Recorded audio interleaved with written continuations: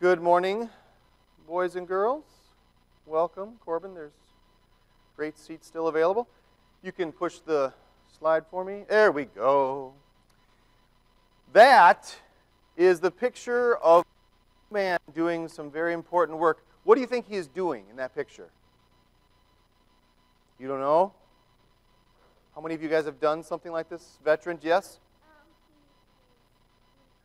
He's doing art. Specifically what kind? Is he sculpting? No, he's not sculpting. It's not modern art. What is this called? Finger painting. Yes.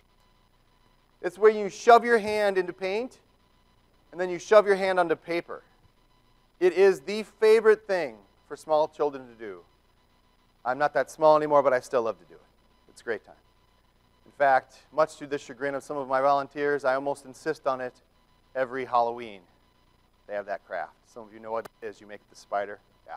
Now, the question is, when you put your hand in the paint and then you put your hand on the paper, that's how you finger paint, right? Is this child doing a good job or a bad job of finger painting? Is there supposed to be paint on the back of his hands, Max? How did this happen? Well, this is what I think happened. I think the kid was finger painting, and then he did this thing, and this thing, and do you think he did this? We don't know. Probably, I've seen children covered in, well, not quite head to toe, but too much green. It's not that big of a deal because how would you clean up this child? There's a couple options. You could take him outside with a hose, right? Or just to the bathroom and we would wash off. It all washes clean. Now, the point, children, is that when you're doing art, when you're doing finger painting, sometimes it gets a little messy. How about this? When you go through your lives, young ones, does it ever get a little messy?